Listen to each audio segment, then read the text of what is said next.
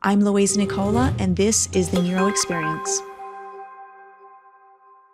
What's your take on, I have to ask this because I'm obsessed with creatine? I love creatine. So we are such a focused company in postbiotics and mining the gut microbiome. As we evolve, we are obviously looking for molecules that have synergies. And one of the molecules that we find a lot of synergy with is creatine, because creatine hits sort of this muscle mass and boosting. You know, if you take muscle cells in the lab, and we've done that, and you put steroids on them, they get damaged, right? You can put creatine and you can see the myotubes or myoblasts, as we call them, back to their proper shape. When we add Urolithin A in the mix, you get an even augmented effect. So going forward, I think the trials we want to do is the combination strategy, where you can take Urolithin A, you can take creatine at the required dose, and you can hit just not the muscle mass, but the energetics, and that will give you the best muscle quality.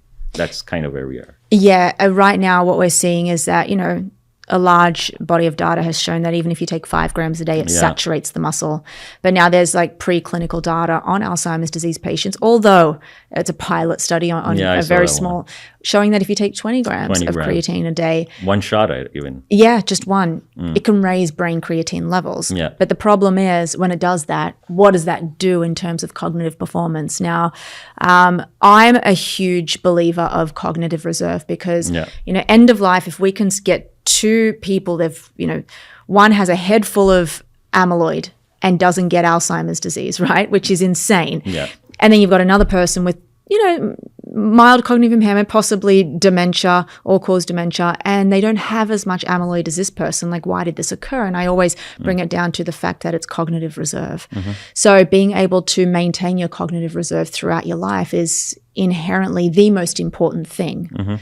So if we can what does it take to do that? Well, we need a lot of energy. Absolutely. And I always talk about the dendrites when they connect with one another, and we every time we see something new, every time we have a new thought, we create a new connection. But in order to preserve that connection, the brain needs so much energy. Yeah. It's just like having, you know, muscle energy. So how do we do that? Well, we need better functioning mitochondria. And it's so amazing what you said, because we actually go at a very cellular level. We get the biopsies, then we do transmission electron microscopy. So we can actually focus section by section, but it's the muscle or the brain.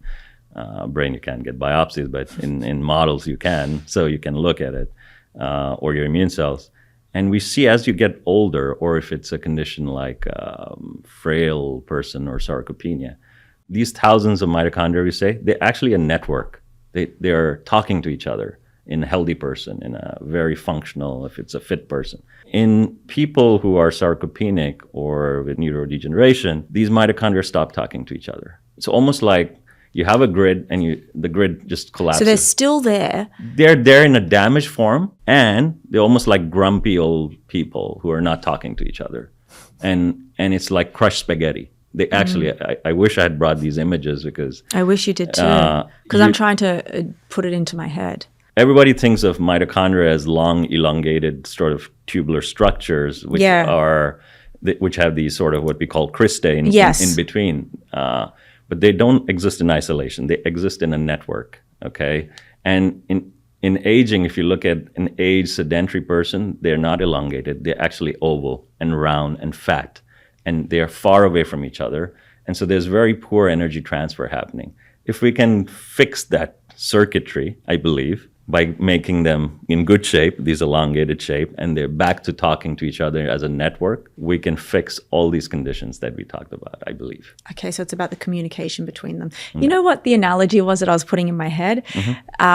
It was me at school as a 5-year-old where we're all holding hands and it's fun and games because you don't know much. You haven't been that damaged at that. And when you're 5, we all love each other. Yeah. But then you see as we get older, it's like, okay, well, I've had an argument with this person and I don't like things that. are changing. Then we go through puberty and we get all this damage that occurs to us and none of us are talking. Yeah. It's kind of like that. It is. These images are so shocking. And you get them exercising, or in our studies with this postbiotic supplementation, you can fix the grid. You can fix this energy process that's happening at a very deep cellular level. But just like with creatine, you can't just take a bolus of it and sit down, You right? got it. No.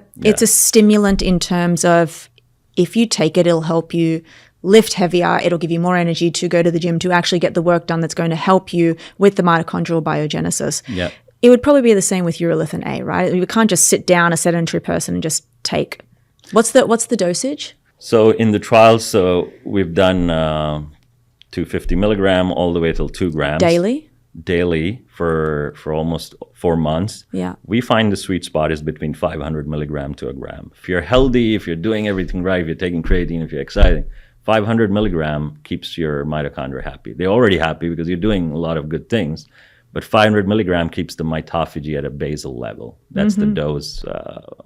If you're a healthy, fit person, that's the dose. The gram is my favorite dose because I work with a lot of older adults and people who are struggling with brain fog, especially, etc. That's like the quick fix. So if you take a gram for a month, 2 months, you get the damaged mitochondria out.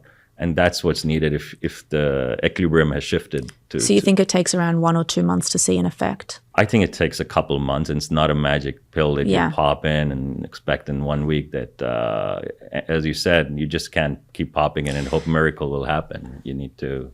But in biology, we have a cycle approach, right? You know, what we see is that you have 1 night of sleep deprivation, and we've seen in this landmark PNAS study, it can raise amyloid beta levels by around 4%, right? Mm-hmm.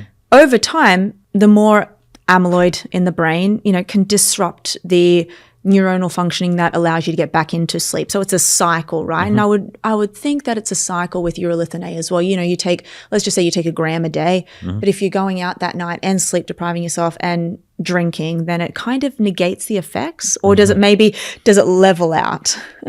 So the data is saying it does a quick fix with the mitophagy in about a couple of weeks. And then it's all about maintenance. You get a lot of biogenesis and you maintain that. And actually an Australian researcher came to me and said, well, you've shown a lot of data on old people and overweight people and middle-aged people. I want to actually test it to the extreme. I want to go after Olympian middle distance runners who are, you would assume their mitochondria are at their peak. And she actually ran this trial. We just published it in Sports Medicine. And what she showed was there is no augmented improvement on mitochondria there because these folks are already at VO2 max of 66, 67. Believe it or not, they got till 70, 72 with the Mitopure or Urolithin A. Its chemical name is. What it helps them with is the recovery process. So the sort of the damaged mitochondria part are helping in the signaling downstream of inflammation. So I think it's depending on different people, they see different effects. Somebody feels less sore after a gym. Somebody feels... Yes, that's what I felt. Okay. So I was taking the capsules, the Mitopure. Yeah.